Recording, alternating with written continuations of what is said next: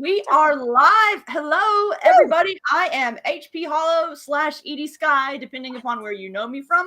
I write books and I interview other people who write books. And today I am with Marisa Wolf talking about her newest novel, Valkyries Chosen. I always get it mixed up between Valkyrie's Choice and Valkyries Chosen. I always have to check.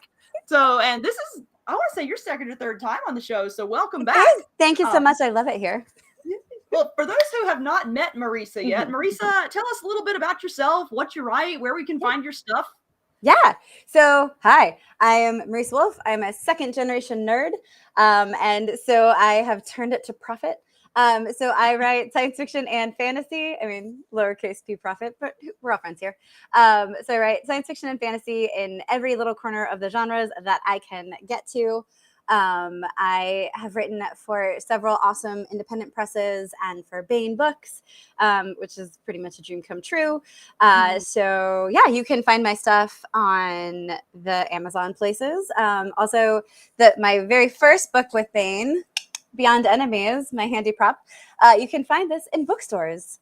So no guarantee, but they can order it if they don't have it. And I strongly recommend support your local independent bookstore. So yes, we love our little indie bookstores. Oh my God, so much. Yes. I have recently discovered, so I probably should have known about this like years ago, but there's a website called bookshop.org where you can order stuff from it, but then basically assign yourself to a specific indie bookshop.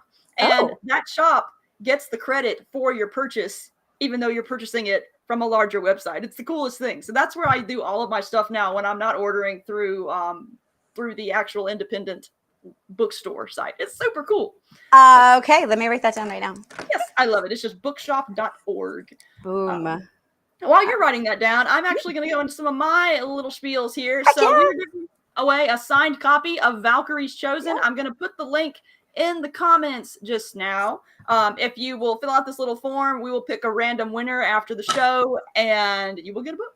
You will. You will get a book in the next 2 months because I am moving starting this Friday. So you will get a book, but it will be probably after DragonCon. You've been having all sorts of adventures between releasing a new book and breaking a toe and moving in the same way. You can't only do one thing. It has to be all the things. Yes, we're all overachievers here. I'm also putting a link in the chat to the book itself, which you should absolutely go buy and tell your friends about and whatnot. And we've got a ton of people in the comments already. So hey, Richie says, let's go, another Holo live. Melissa Oldtop is here. Melissa's one of our regulars too. Hey, we have some dude. That's amazing. That's great. And Richie says his local bookstore has Beyond Enemies. So yeah, so cool. Your local bookstore is amazing. Yes. All right. So, all right. Since Baen is graciously allowing us to stream to their channel, even though Valkyries Chosen isn't a Baen book, we're going to talk a little bit about your Baen stuff and go buy all the Baen books ever. So we know Beyond Enemies is out, and I have read, Jacob has read it and loved it. I am a very slow reader, and I have read this Pokemon card. Oh, yay! I love what I've read thus far. I'm a chaotic reader. Like I started this way back when I interviewed you for it. And because I do so many interviews and like to read stuff before I'll read this much of a book and then start and read this much of another book and then do it. I've got like 50 books that I have read this much.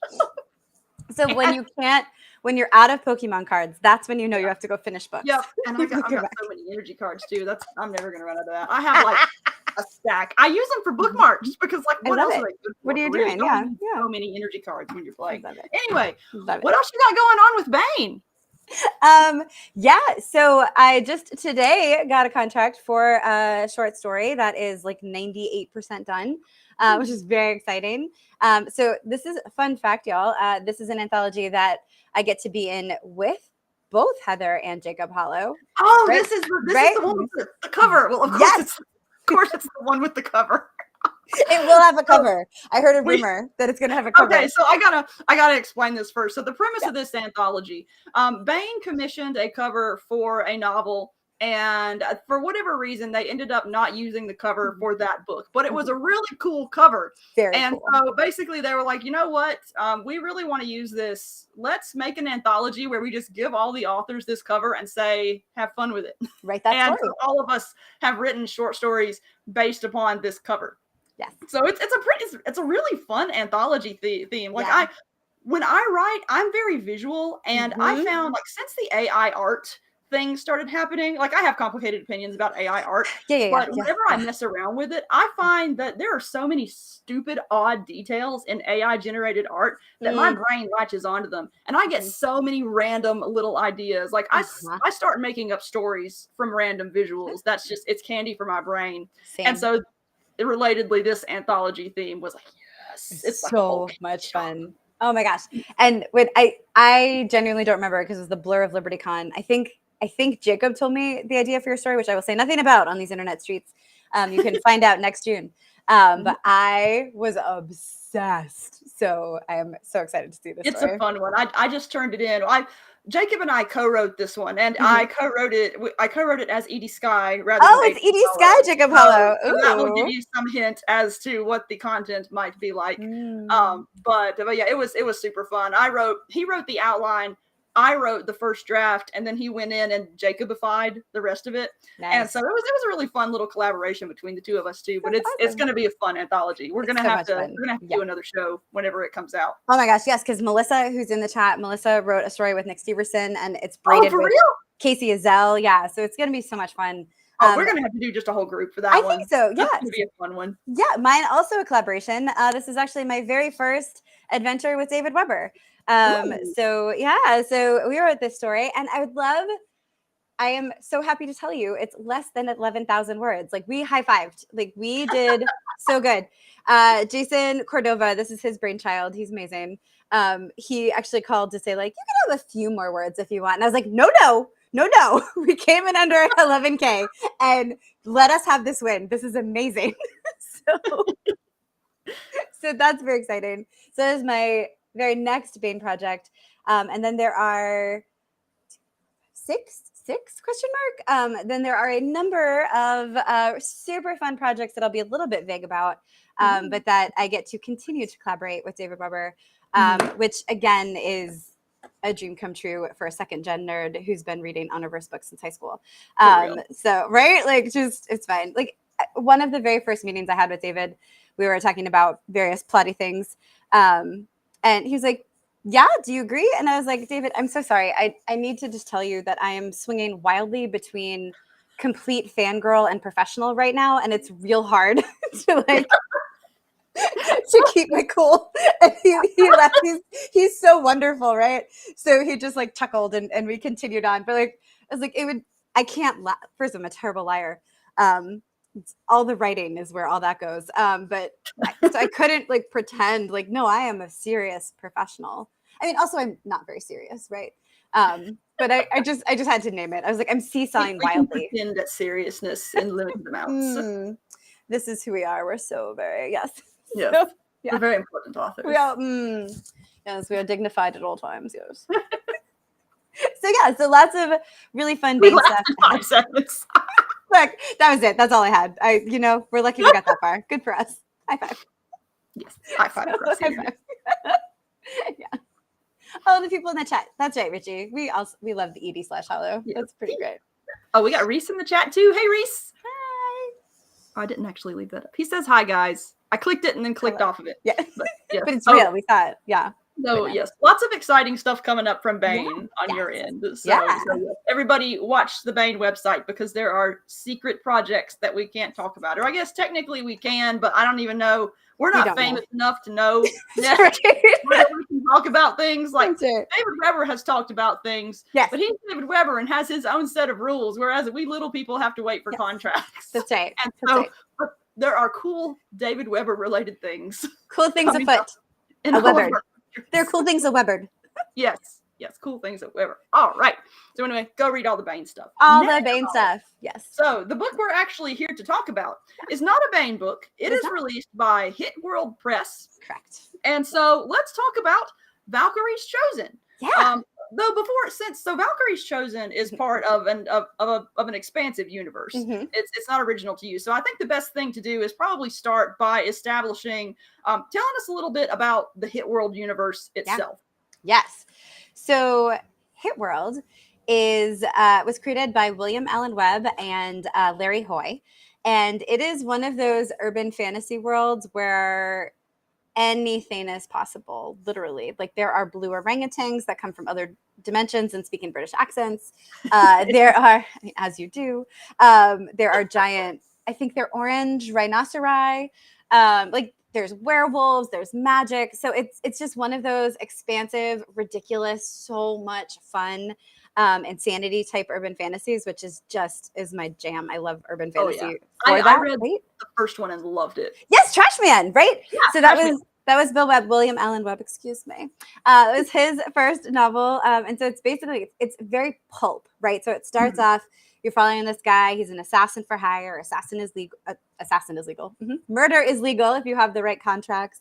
And then slowly everything around him gets weirder and weirder and weirder. And he realizes, oh, I thought this was a normal world, but no.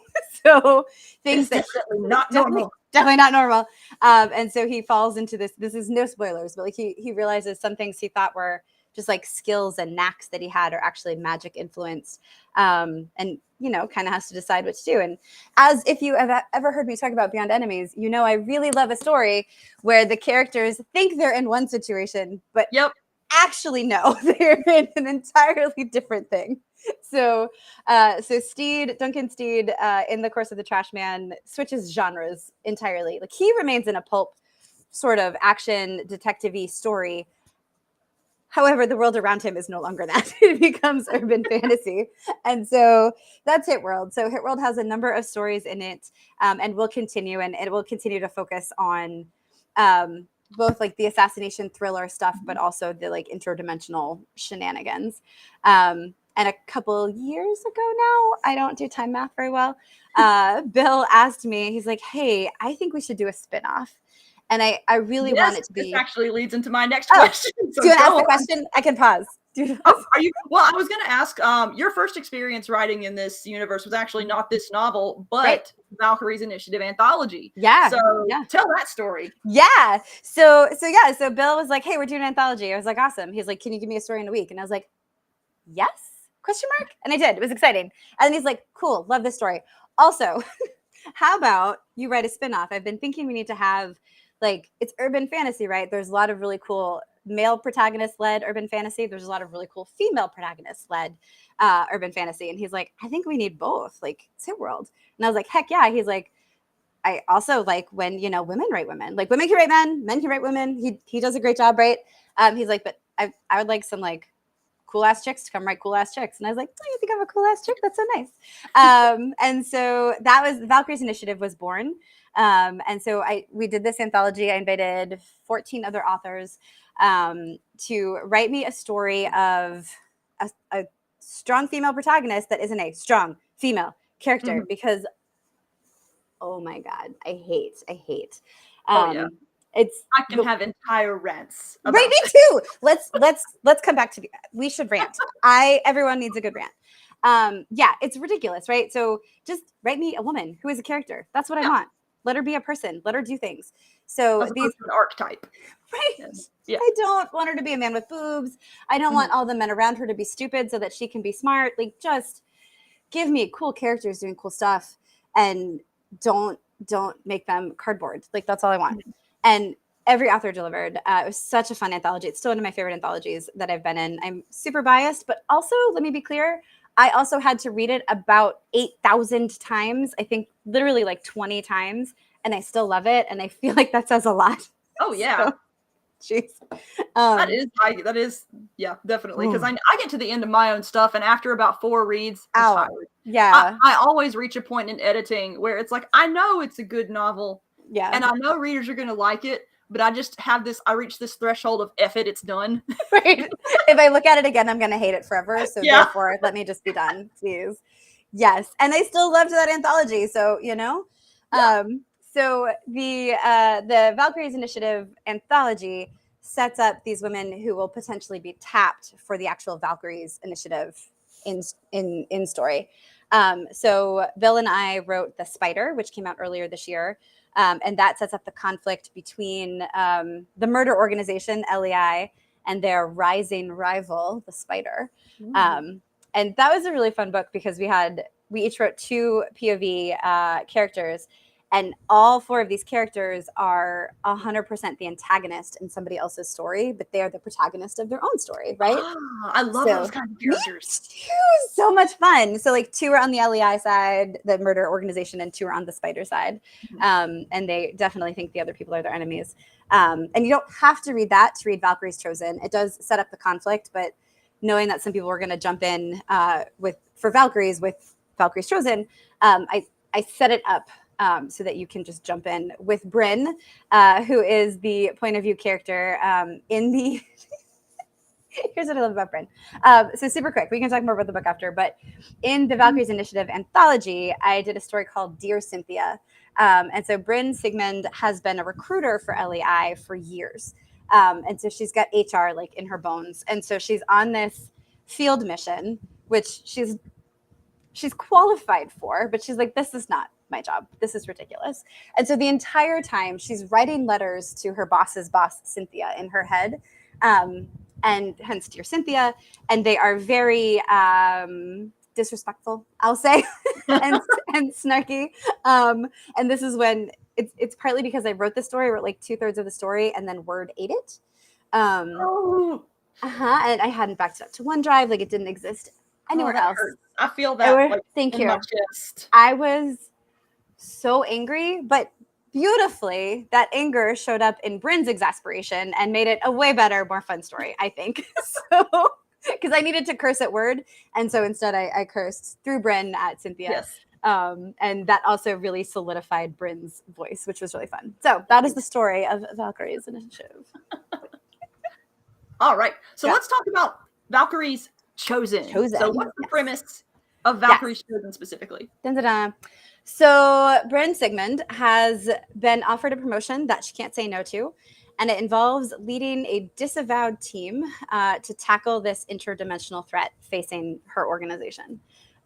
So through the course of the novel, she does that. She forms a team. It does not go well, and things happen and things go sideways. Very early too, because very early. Reading it, like last night, and I'm reading the Word document, so I'm 3 Word document pages in, and people are already dying. So that she does not need to die, and it's like, oh no. Well, sad for her, but good for me as the reader, because I love stories like that. I love where characters are constantly in trouble.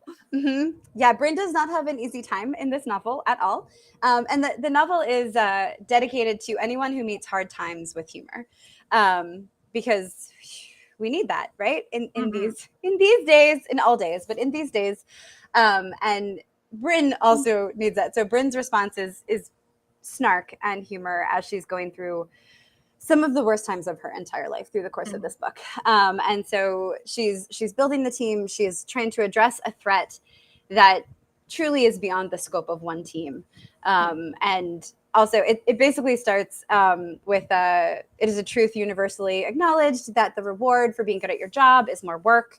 This is bullshit, but accurate, right? Yep. So, I felt that line in my soul too. Right? It's one of the biggest truths of the universe. I do love those universal truths. Archetypes are good for some things, just not, being lazy about them. But yeah, so that's the story. So Bryn builds a team. She builds resources as best she can. There's magic, murder, mayhem. That's kind of the sum up of the book. 3 of my favorite things. I know, right? That's why I love urban fantasy. You can have so much of that. So nice. Got a few little comments here. We got Emily who says, howdy, hey, glad I caught you live. Hey, Emily.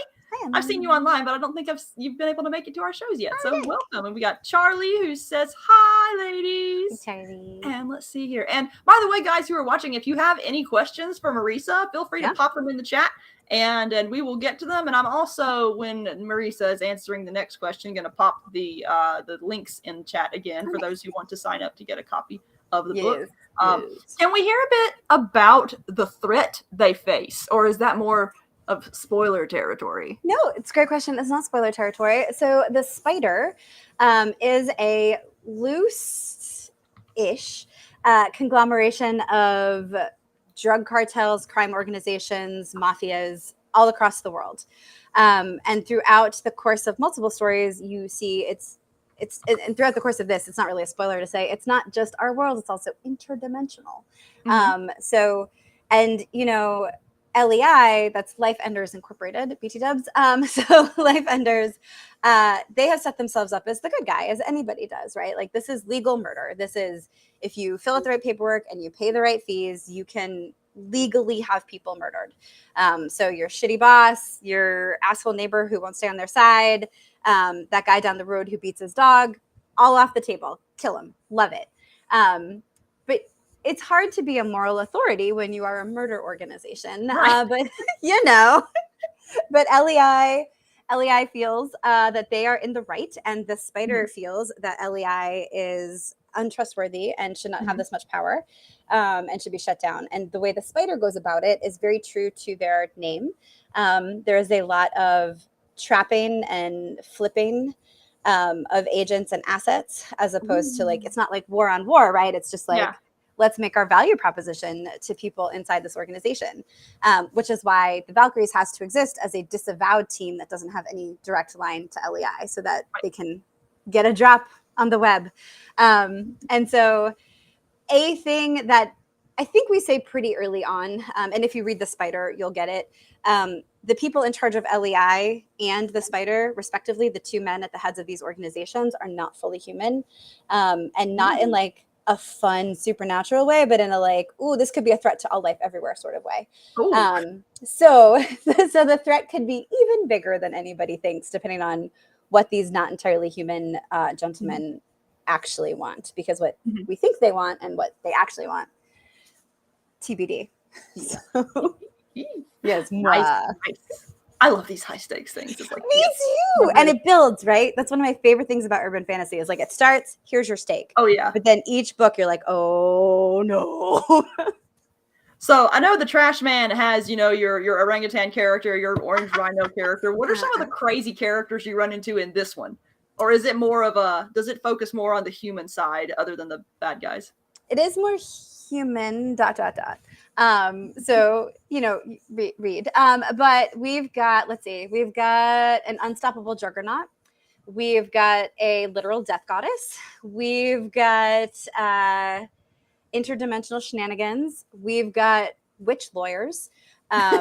So, I mean, if you've got a fun urban fantasy world, why would you not have a bunch of intergenerational lawyers who are also witches? I mean, why not? But the law is basically arcane anyway. Yeah, right? Yes. So we've got those. There's an intelligent wolf. Oh, there is, spoiler, but towards the end, there is a character from the spider that I've brought back who is not at all human and is so done with human shit. So done with it. But he can't get out and he gets dragged back in. I love him. And Bill actually did an illustration of him that's in the book that's like, it, not exactly, but because is this the illustration at the very first page? Oh my gosh, yes. Yeah. I saw that and was immediately like, who is this thing? I like it. I like it, right? I love him. I haven't met the character yet. No. I mean, obviously, because I'm 3 pages in. 3 pages in, yeah. He comes up definitely at the second half. But I love him. So he will show up a lot more because he's just so done with all of our shit and yet has to deal with it all the time. So speaking of showing up more, how many books do you have planned in the series? There are 3 done. Well, 2 more done for this year. So one is by Marisa Wolf, and that is called Shadows May Fall. Fully done, about to go into editing. It's so good. And that's going to tell the story of a member of the Valkyries team. So you'll see Bryn pop up like kind of in a Nick Fury role. But you'll really follow Athena, who is Melissa's character. She's amazing. That one is more, so somebody asked, would I consider urban romantasy? And no. We get to those questions. Yeah. Oh, sorry. Yeah, but this connects. Yeah, this we can go ahead and bring it in. So, Aaron, first off, Aaron says, "Hi, peeps." Hi, Aaron. Then he asks, "Would you consider it urban romantasy?" What a good question. I love urban romantasy. This isn't. So Bryn is equal opportunity. She loves a pretty face. She admires multiple figures throughout the course of the book. She has got no time for this. It is a real bad time for Bryn. She doesn't go beyond a suggestive comment or 2. But Melissa's book, Shadows May Fall, you're getting a real good enemies to lovers. Of course, it's Melissa. It's Melissa. She's so good at it. But it's slow burn. It's enemies to lovers. It's if this is the kind of thing you like, you are, even if it's not the kind of thing you like, you're going to enjoy it because it's amazing. So that's really good. And then we also have done for this year, Matt Novotny has Soulmate. And that's not one protagonist, that's a crew of, this kind of sin eater, a succubus, a reincarnated sniper. Also not quite urban romantasy, but a little bit more sex in that one, because a succubus is one of the main characters. So, it's every book in this series seems to get wilder and wilder, and I love it. That's it. So those are planned for this year. Casey Azell and I are writing one early next year that will have a different kind of succubus in it. And we've got 3 more in the earlier stages, but they're not fully contracted yet. So, secrets. Oh, but there's still plenty to come. So there's so much more. Yeah. So we've got like a whole season 1 arc built out. And then the end is real messy and it's going to be amazing. Does not go well for anybody, and that's my favorite kind. And then season 2 is a little TBD. The nice thing about being able to build out over the course of like a year and a half or so is we can see what readers really like and really respond to, and start to build that into year 2 or season 2. When are the next ones coming out? Do we have Great question. They should be about every other month. So Valkyries Chosen just came out last week. So Melissa's should be September and Matt's should be November. So you don't have to wait long at all to get. You don't. Yeah, you can dive right in. Yeah. All right. So, more in the comments. We have John who says hi all. Hi John. Okay. And then we have a question from Jeremy that is actually a really good question that I'm surprised I hadn't asked yet. How would you describe the magic system? Because that's one of my questions. I love me some magic systems. Like whenever I find a new fantasy book, it's the first thing I ask in my brain. Like, what's the magic doing? So go for it. Yeah. What's the magic doing? So I will say this is not a Brandon Sanderson magic system. Nor is it a lit RPG magic system. So it's more of let me just tell you what it is instead of what it's not. Okay. So Cabal is magic. It's an energy like wind power that just exists around us at all times. Some people are more prone to tapping it than others, but everybody has access to it. So everybody, imagine your buddy down the street who never hits a red light when he's running late. That's actually magic. So that is his knack, his connection with Cabal. So right? Yes, meet girl. But it's that sort of thing. So in the Trash Man, Steed never misses, right? He always hits what he aims at. And that is his talent. And through certain life adventures, you can broaden and tighten and deepen, not urban romantasy, but we'll get it in there, your connection with Cabal. So usually through some sort of trauma or things that are hard, you come out the other side and you get better and better. You also have to become aware of it in some way, right? So either somebody reads you into it, or you are faced with a werewolf and you realize the world is different than you thought. And so once you are more aware of it, you can become more sensitive to it. And then again, people have knacks. So Bryn, one knack that she has, she knows when she meets people what kind of connection to Cabal they have or will have, which is very helpful for recruitment, right? Yeah. So, she has other talents that you find out through. But it's never I am so overpowered that I cannot be stopped. There's always a trade-off to the power. And like any energy, it can be depleted in an area. So anywhere you walk into has a set amount of Cabal. If somebody grabs it before you can, there's nothing for you. There's nothing you can do, right? Or if you both grab the same amount, you might be in a stalemate. Or if somebody's faster or somebody, whatever. Or you can go places and mysteriously there is no Cabal. And there are many reasons that could be true. So it's a really fun, it exists. It's an energy. It is kind of like the Force. It's all there.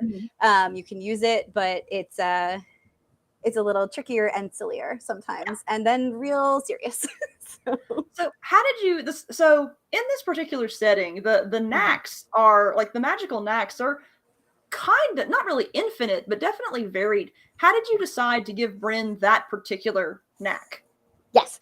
So her knacks go together in a really fun sort of way, I think. And the second one, she plays a little close to her chest throughout the story. So you'll get it You can figure it out, and then she'll eventually tell you. But so for that one, I just found it really interesting, this idea of like everybody has some kind of connection, but nobody knows what theirs is really. But here's this person who actually can see it, and maybe not as well as she thinks she can. So like things could happen where she gets like an idea of what it is, but it could go a bunch of different ways. Like there's one, she's like, it felt like fiery to her, but that could mean like he blows shit up. He's a welder. Like what is his thing? She doesn't know the exact like tiny minutia of it, but she knows the flavor of it. And that was just really fun to play with, because then too I can like toss out other people's magic without having to do like a slow roll of it. And then also still have her get really surprised, usually at the worst possible moment. So Aaron asks, is it more of a soft magic system? As compared to a very detailed hard magic system. So it's one that's relaxing to read, is the way that I get it. Because it's like, as much as I love magic systems, sometimes I can only take so many words on a page about the magic. And I love it. I love figuring it out, right? Like the first time I read Mistborn, I had so much fun being like, oh, this is what's happening. Oh yeah. But like after a while, you have to go and flip to the back, like, wait, what does this one do? Wait, what's the opposite of this one? And that is super fun. But sometimes, I mean, I really like when my urban fantasy is just fun. Like magic is fun. Not for the characters. Tiers of books that I like to read. And so sometimes I specifically pick, okay, this is my soft magic book or my easy book. This is my I'm trying to curl up and go to sleep book. This is my I want to feel smart book. This is this book, that book, etc. And it's just different levels. Yes. That is a spot on way to say it. Yeah. So this is more of a like, this is fun. Again, to be clear, it is not fun for the characters more times than not, but it's meant to be fun for the reader. That makes it the less fun characters are having, the more fun the readers have. Yeah, that's usually the goal, right? Yeah. Yes. Yeah. All right. I had another question and it just fell right out of my brain. Oh, I hear you. Oh yeah, we were talking about strong female characters earlier. Yeah. So what design process did you go through to make it so that Bryn's a badass, but she reads very realistically to me. Like she's a person that I could very easily like run into on the street and say hey, and then go away because I know she's probably doing assassin things. Bad things are happening over there. Yeah. How did you go about making her this badass who reads like a realistic person, as opposed to a badass who like has all the skills and wins all the time at everything? Yeah. Well, one, I mean, I hate the latter, so that's easy. So my start in writing was in fan fiction. So Pern Anne McCaffrey's Dragon Riders of Pern fan fiction, and it was very persona driven. So we did persona sheets. You did like stats almost. Like it feels like I've been waiting my whole life for lit RPG, honestly. But someday we'll get there someday. But you like figure out their stats. You figure out all the things about them. I don't do those anymore, but it's so built into me. I mean, like it's 25 years built into me, right? Yeah, so it's part of your thought process. It's just like how I think about them. So also like you, very visual. So first I'll like kind of bounce around different actresses. I started this process before AI art was like out there. I think it's helpful for brainstorming. But again, conflicted. Like I get the whole So usually I will go to actresses and actors and public figures and then say, she's like this, but like there are tweaks. And for Bryn, it's actually a character. I didn't watch the show, but it's that Vikings show. She's one of the characters from the Vikings. And so like I start with the face and I'm like, all right, what is she like? And then almost the moment that I know a story has locked in is when I hear the voice in my head, and Bryn's voice was so clear, so fast. Nice. Especially with that exasperation the second time I had to write her story. But it also is like, so she levels up a little bit in this book. She doesn't recognize that's what's happening to her, but it happens. And anytime a character levels up, they have to have a corresponding drawback. And that's how I think about it, right? So like, okay, here's the thing she's really good at. What blind spot does that give her? What's the trade-off? And like for Bryn, she's so confident. She knows the people around her. She can see them. She understands them, that when she is taken aback, she is knocked on her ass, right? So she does not take surprises super well. Like she'll roll with it and deal, but emotionally she ain't taken that well. Yeah.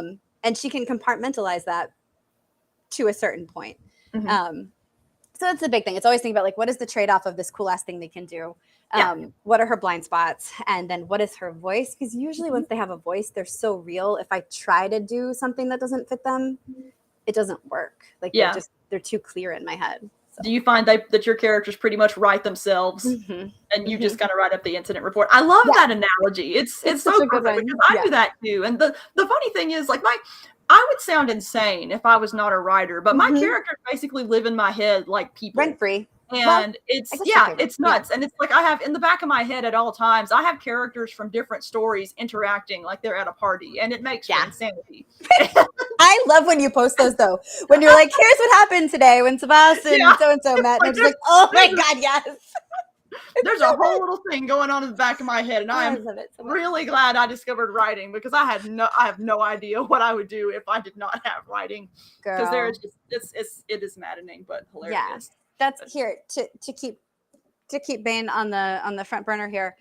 So this was a short story. There was a short story I did for Chicks in Tank Tops, also with Jason Cordova. He's amazing. So Bee and Talon are the main characters in this book. Bee and Talon were main characters in the short story, and they did not shut up. So I turned in that story. I loved that story. I was so excited about it. And they're just still like, oh, and then this probably is what happened. Oh, what do you think about this? Oh, and they're like having a whole conversation in there. And I was like, whew. So it's real good. I got a chance to write this book because I don't know what would have happened. Is there a sequel planned to that one? In my head, yes. We'll see. We'll see how it sells. Everyone can buy copies for their friends, maybe, and I'll get to. But yes, I know exactly what happens in a second book. They have more to say. That's always a good thing. They're still there. Sometimes it's infuriating to have characters like that, but at the same time, once they're going, I feel like the novels write themselves. They're so much easier to handle. Now, when you're trying to get them to do specific things and they don't want to, that's infuriating. Yeah. But at the same time, I also find that really handy when I'm writing because sometimes you're trying to force a character to do something, and the reason why they don't want to do it is because it doesn't make sense for the story. Like it doesn't feel natural, and it's kind of weird to have that dynamic going on in your head when you're supposed to be the one, in control of the world. I'm the boss of this. But they very much function like people with their own decision-making abilities, and it's one of the stranger parts of being a writer. I would agree. That happened twice in this book. Were there any areas where you had to convince the characters, yes, you must do this and this is why, or did they just generally chart their own course effectively? Yeah, it was also so for this book, I wrote the vast majority of this book in 3 weeks, which is not usually how I would write a novel, turns out, but it's because I was writing pieces of it. Like I had an outline, a vague outline. I knew what was going to happen, and so I was writing pieces of it. But I couldn't get the beginning to come together. And it's because I was doing the wrong thing for Bryn. And it's not where she wanted to start. So I had like 9 different openings and none of them were correct. And then when I finally found the one, then she's like, okay, let's go. And it was like, words. So she was an asshole. But she was right. I think this start works a lot better. And then there was another part. There's a part soon after the low point, right? Like the middle of a book, this isn't a spoiler. At the middle of any book, like the worst that could happen happens, right? So your character's in a bad place and they've got to figure out what to do.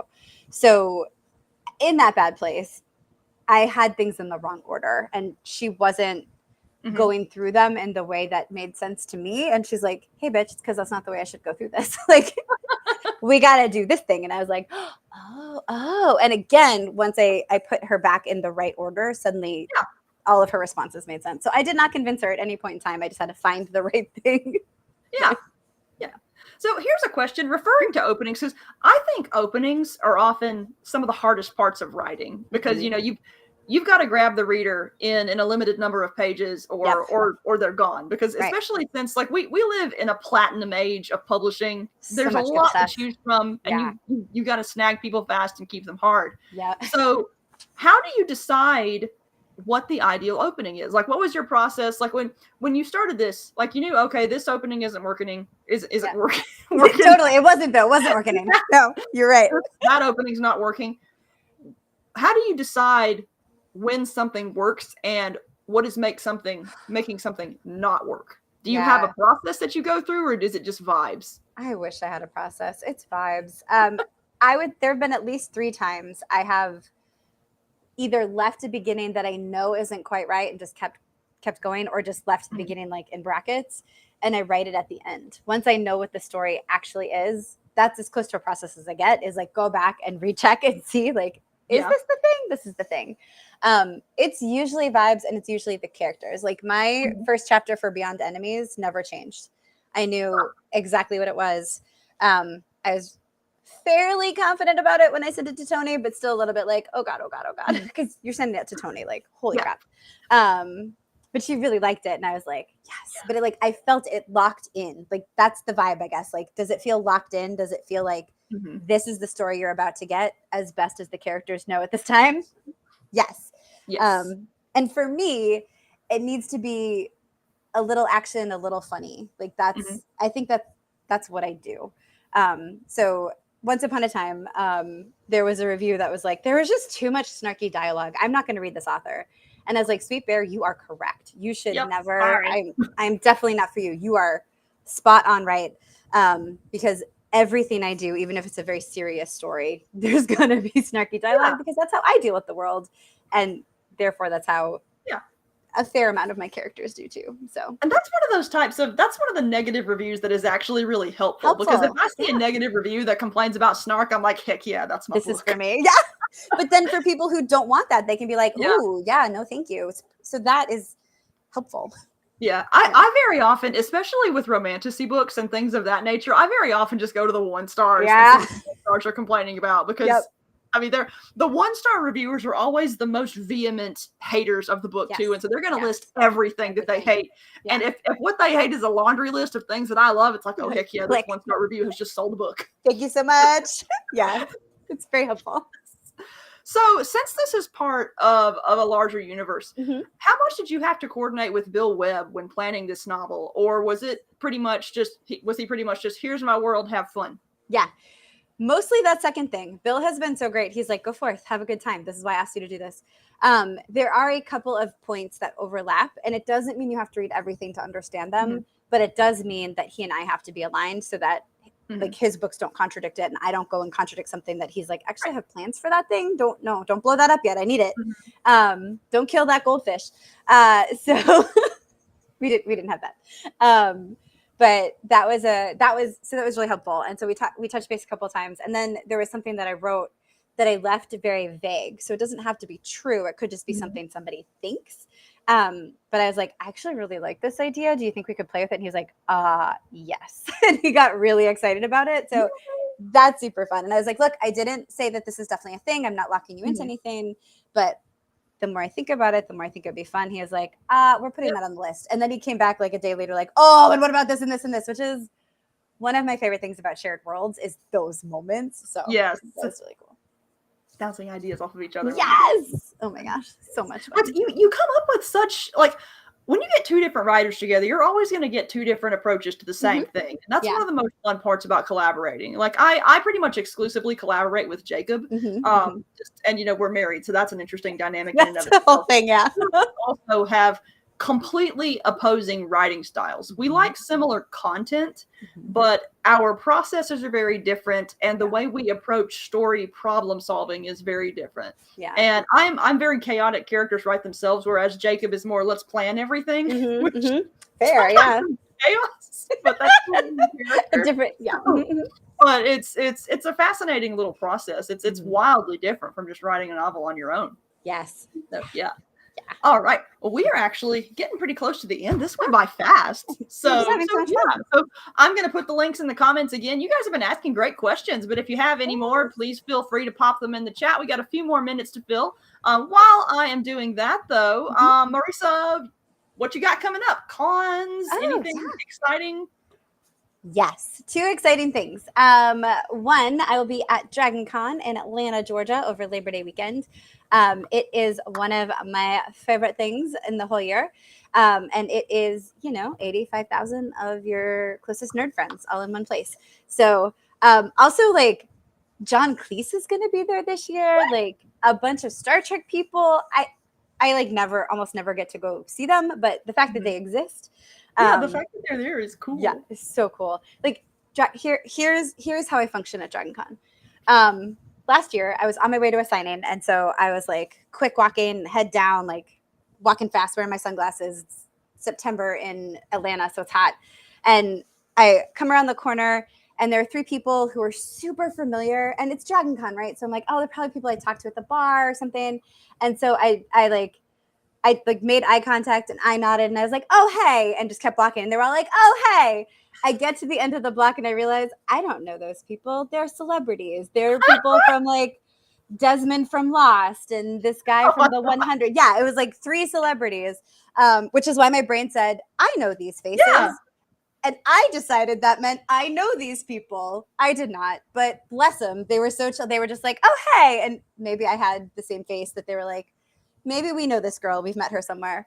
Yeah, well, in the age of social media, though, that's a hard distinction to make, because it's like if you follow various people online, they pop up on your news feed and you see their lives. And I've actually found like there are authors that I know that I have never I've never actually met them in person, but whenever I see them at cons, I feel like I have, and I'll interact with them, and they're like, "What?"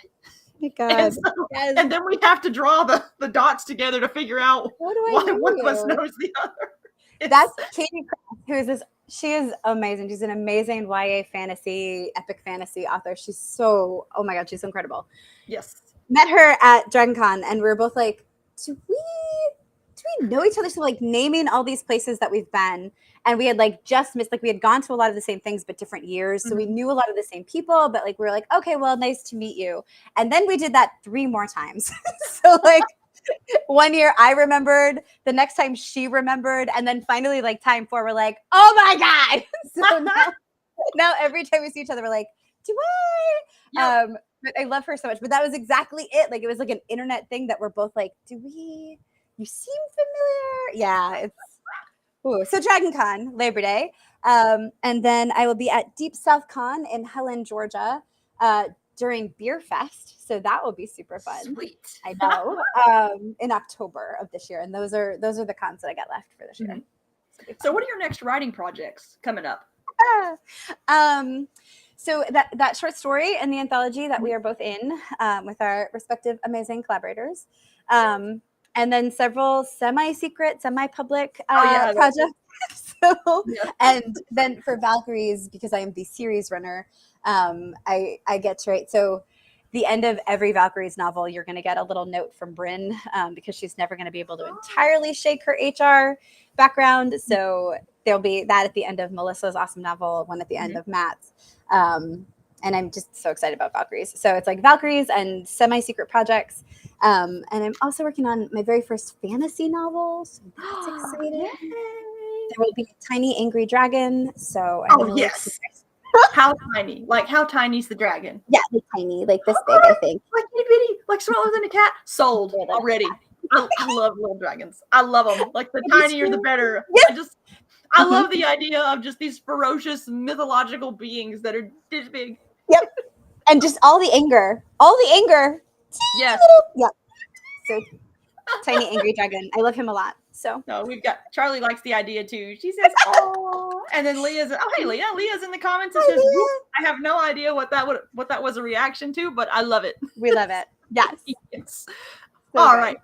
I started closing us up early, but we still have like 10 minutes to go. So I have random questions that I love it. That's my favorite.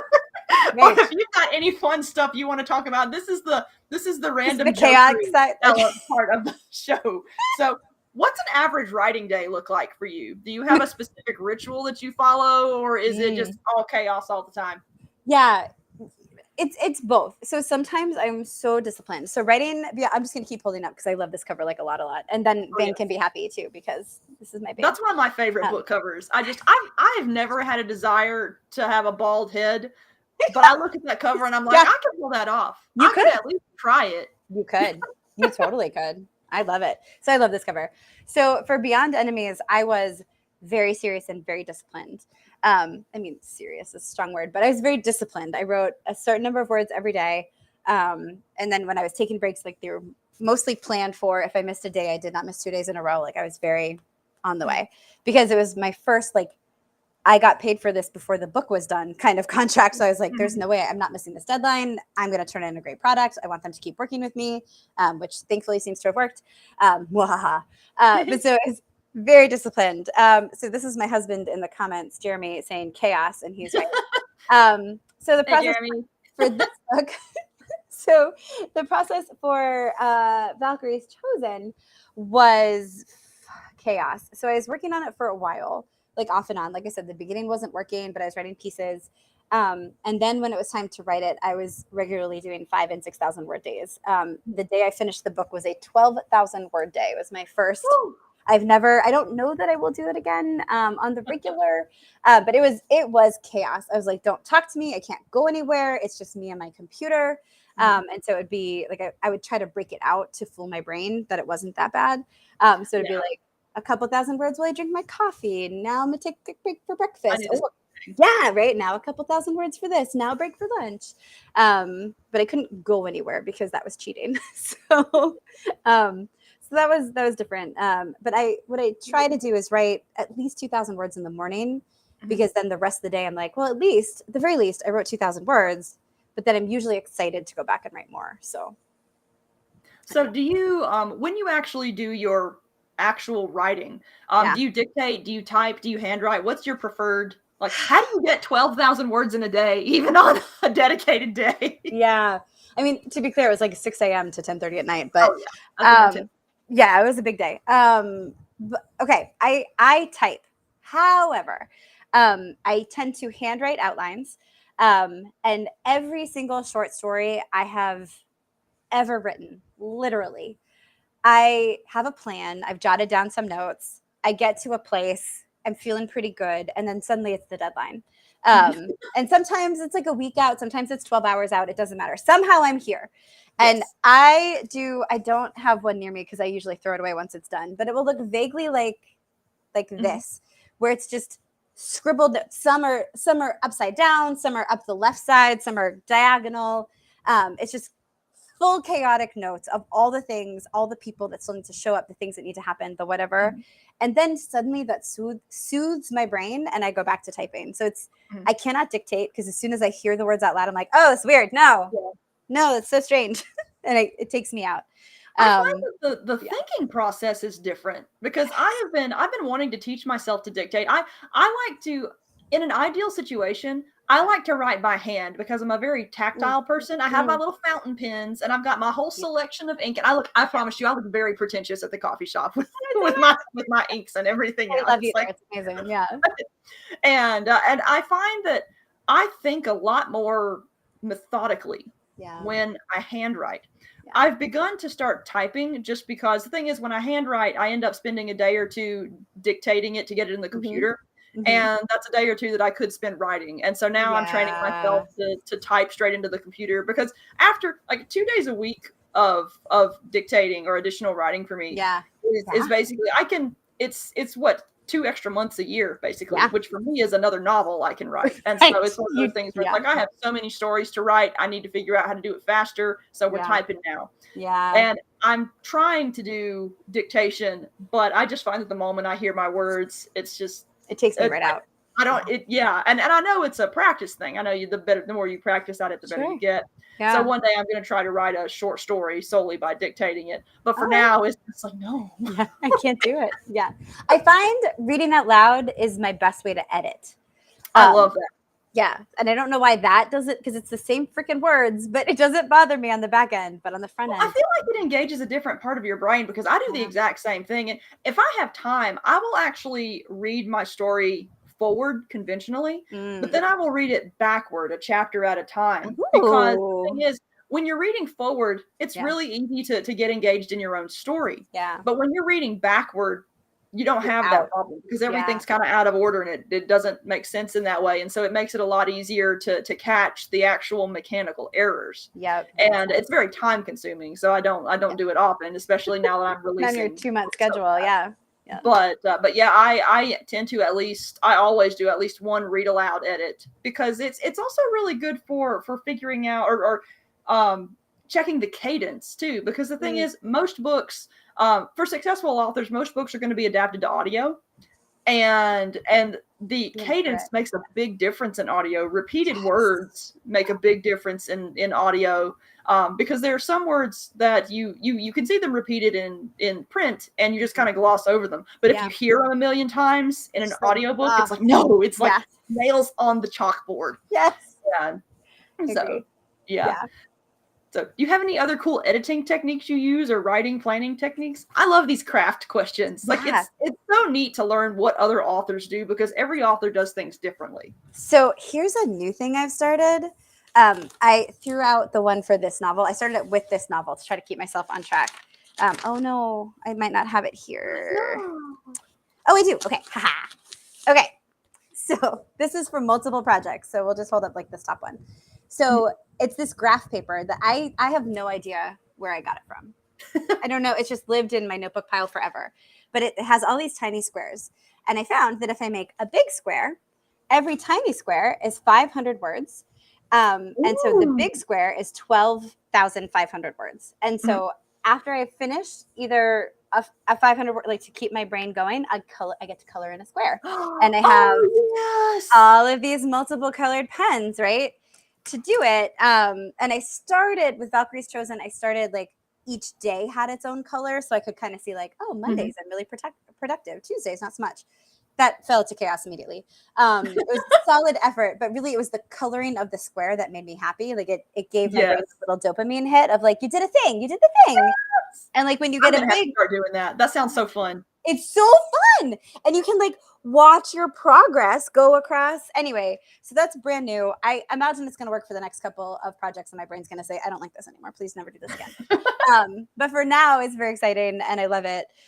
So that's a fun one. And then a thing that I've only had to do twice, but I'm sure will happen again, for editing, when I don't have things in the right place, or there's maybe too much in the middle, which is a thing that I am good at doing.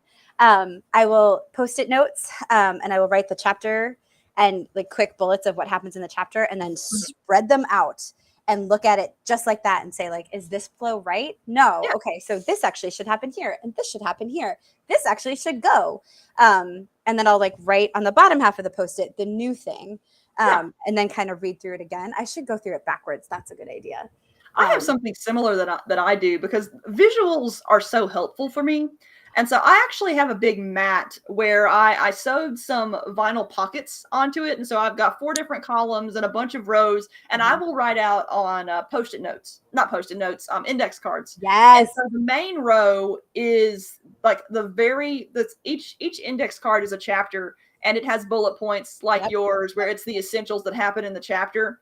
And I have a lot of color coding that I do, where if a particular character shows up, their name is written in a specific color and stuff like that. Yeah. And I tend to aim to have a similar number of chapters in each of my novels, just because it's easier for me to organize them and visualize how they're flowing that way. And so first row is always the chapters. And then once I have the chapters set up, the second row is usually how I'm going to solve a problem that I discovered in the book. And nice.